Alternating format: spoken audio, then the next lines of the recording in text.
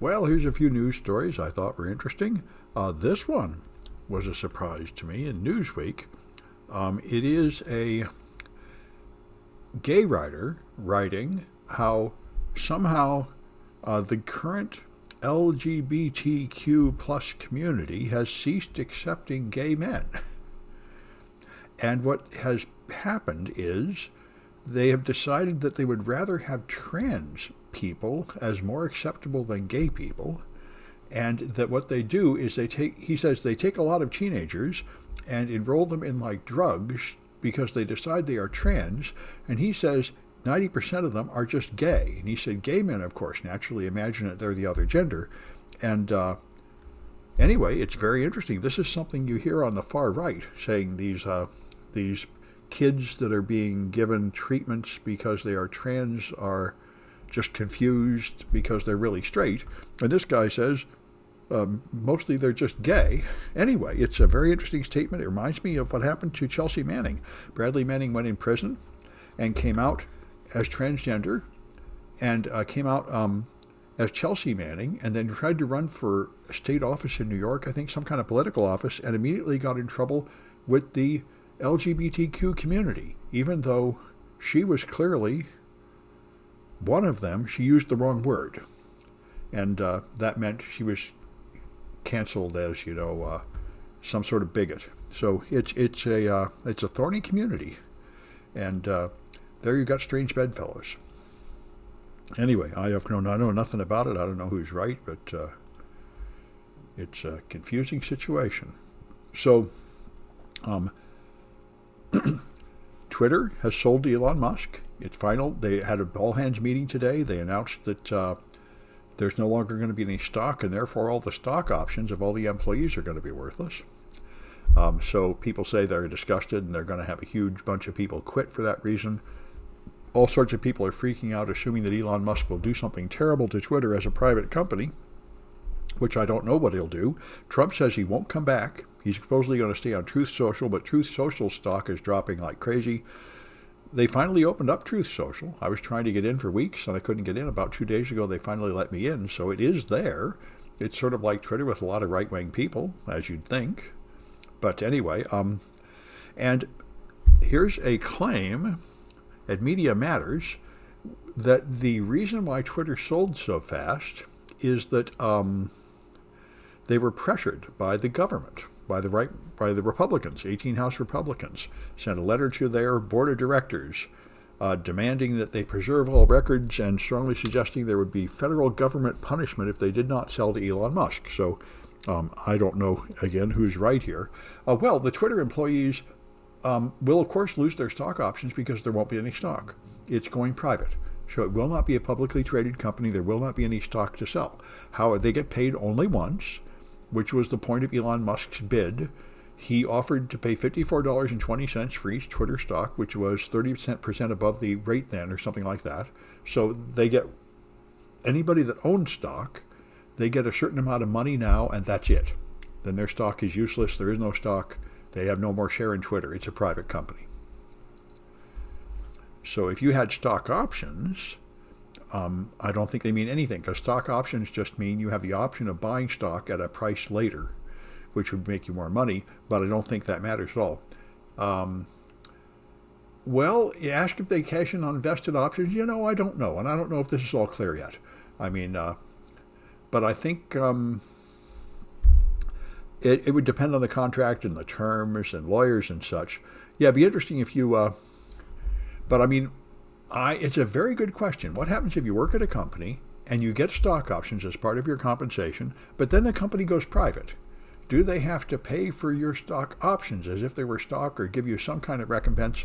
It's a good question, and I wouldn't be surprised if there will be like arguments and lawsuits and stuff about it all. I don't know how often this has happened before. So anyway, everybody... A lot of people are rage-quitting Twitter and planning where to go and assuming he's going to somehow make Twitter unlivable. And I don't really understand why. I mean, sure, the two richest guys in the U.S. own Twitter and Amazon, yeah. But I don't understand what they think he's going to do with Twitter. The only thing he said is he would push free speech and he would try to, reorganize it to make money. So He'll probably have a subscription service like Twitter Blue that actually does something. I don't know. So I don't expect him to destroy the platform personally. I don't see what he would do. Everyone's freaking out, assuming that it'll flood the place with Nazis or something, and I don't think so, but we'll see. If you vested, the stock is yours and they will pay you. If you vested, what I don't even know what it is when you vest a stock option. That's when you actually buy the stock, right? So if you'd already bought them, I could see that. But if you just held on to them, planning to buy them later, or if they had if they hadn't come due yet, like they often give you stock options, but they come up years later. Anyway, it'll be good if somebody figures it out. I don't know. It'll probably be made more clear in the coming days. So the Bored Ape Yacht Club Instagram got hacked, and it was used to send messages to owners offering them to buy a new or receive a handout of a new product, and if they clicked on it, it was a malicious message which gave somebody else control of their wallet so they could steal their apes. So they stole something like $230 million worth of apes, but they seemed like managed to cancel most of them, and now they're saying the total amount stolen was $2.7 million. Well, maybe it was always $2.7 million. I saw a bigger number at one time, but anyway, a bunch of people there certainly was a compromise of the Instagram account, which has not been understood yet. They said they had two-factor authentication on it, and somebody got in anyway. And it's not clear if they'll be able to freeze those NFTs. I saw an article where someone said that the cryptocurrency community has a major hack once every week, which sounds about right. And one thing that's been becoming extremely clear is that it's very centralized. It's not really in practice decentralized at all. There are a bunch of choke points, and you can stop fraudulent transactions, and so they may very well be able to stop people from monetizing these apes.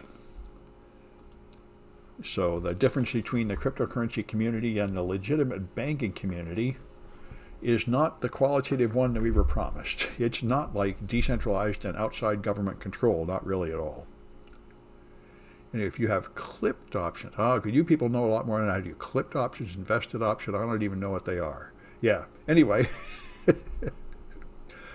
A lot of Twitter people were apparently quite angry at their immediate interpretation of whatever they heard at the all-hands meeting. But I think a lot of people are reacting emotionally and hastily now. I think give it a couple of weeks, I would say, for things to calm down, and then we'll see what's going on. So DeSantis, fresh out of revoking Walt Disney World's, or whichever one is in Florida, Disney World or Disneyland, he revoked their special status, which they've had for 50 years, which seems to me to be an extremely hasty move with large financial consequences for Florida, and it was not properly considered. But it's just him getting 5 minutes on Fox News, though, as he makes his presidential run. He did another one. Now he's created an election crimes office. This is probably less controversial, I would think, because it's amazing. Surveys continue to show that 80% of Republicans still believe that the election was rigged in 2020, despite absolute lack of evidence and incredible repeats of recounts and proofs. No, it's been proven every way you could possibly prove it that that is not true, and Republican voters just do not care. They continue to believe it. So he's now made a election crimes office with very harsh punishments for election fraud and various election crimes, many of which the Republicans down there have in fact committed. So some of these harsh election security rules that they're passing in the states are actually going to affect Republicans more than Democrats. But of course, the other big thing, which is part of this, is Steve Bannon's plan, which seems to be working just fine, is they're replacing the secretaries of state with election deniers and MAGA fanatics in many counts. And that's something Trump said. He said it doesn't really matter how many votes you get. What matters is who's counting the votes. And that is also something Putin said. So anyway, it's disturbing to watch the collapse of American democracy. But we've definitely slid from a pure democracy down to a failing democracy. There's an official sociological term, and the fall continues. Yes. Yes, you're quite correct. The Electoral College is another problem. Anyway, so this is Trump says he won't return to Twitter. I doubt that's going to last. I think it will only take another month or two for him to realize that Truth Social is a flop. I think Elon Musk buying Twitter has totally taken all interest in Truth Social down to zero. And so I think in a month or two, Trump will probably change his mind and want to get back on Twitter. And I think Elon Musk will let him back on. But I think everybody's going to have to let him back on if he runs for president again. That's why people are freaking out, but I really don't think there's any avoiding that. I mean, you can't ignore the guy. If he's a presidential candidate, you can't ignore him if he's president. I mean, anyway. So Macron run France's election, but the far right over there, which is, at least until recently, was just plain openly Nazi. Her father was. Their far right is also rising. So we will see what happens. The next election in France should be very, very important. And the next election in America will be very, very important. This is all like a repeat of the build-up to World War II. Autocrats are rising around the world. And the pressures that push them up do not seem to be being fixed. What's a good place for security pros if Twitter goes sideways? That's a very good question. I plan to just keep using Twitter anyway, because I really don't think politics matters that much, but we will see if people standardize on something else. What I think is there have been many times people have rage quit Twitter and talked about Twitter, and then they always come back. I highly doubt that Elon Musk is going to do something so terrible as to kill Twitter. I think, in fact, quite the opposite. I think it is absolutely true that the Twitter board has been a bunch of incompetent fools for years mismanaging Twitter, and Elon Musk will probably do a better job. That's why I wouldn't panic. Other people are panicking, but I think that's because of their politics. But I think Elon Musk has said he wants to get rid of the bots. He wants to make Twitter a better experience. He wants to make a profit model that will actually cause it to make money. So he'll put in some kind of subscription service or some kind of better ad product or something, but I don't think any of that would ruin it. We will see.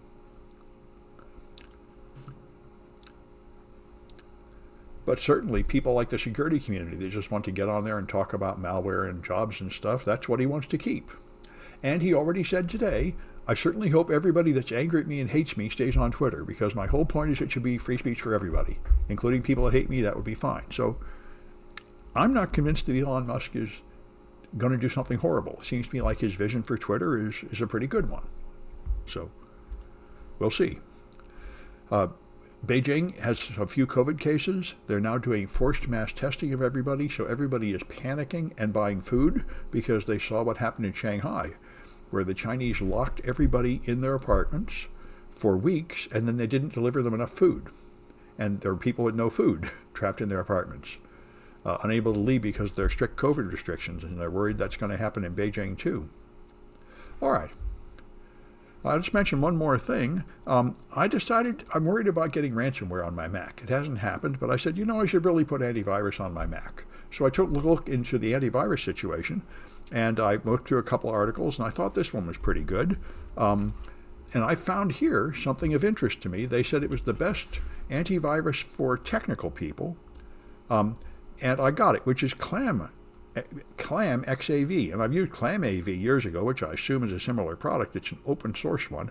But this one here, Clam XAV, they say it's the best for IT professionals. It is also the cheapest, really. You have a 30-day free trial, and after that, it's only $30, and you can cover all 9 devices. And the thing I really like, it runs natively on the M1. So I can put this on my M1 too. So I put it on my immediate Mac, and I think I'll put this on all my Macs because I think about it. If I got, there is Malwarebytes. It's out there. I thought of getting Malwarebytes, but it's scoring lowly. It's scoring pretty low in the ratings. People say these other ones are better. My first thought is I would just get Malwarebytes, but then I read a couple of these review sites, and they all said Malwarebytes is okay, but these other ones are better. And then they had this thing, which sounded pretty interesting, so I'm trying that. But yeah, that was my first thought. I would just put on Malwarebytes, because I've been using them for years to clean off malware on machines, and I have some trust for them. But I don't know if any of them will run on the M1 other than this one. Anyway, just thought I'd mention it. I think it's probably a good idea to run antivirus on your Mac, because there is a small amount of malware and there's ransomware. And I think, if I got ransomware and it trashed everything and all my servers, I would not be happy. I should really have some defense. Anyway, that's enough news, I think.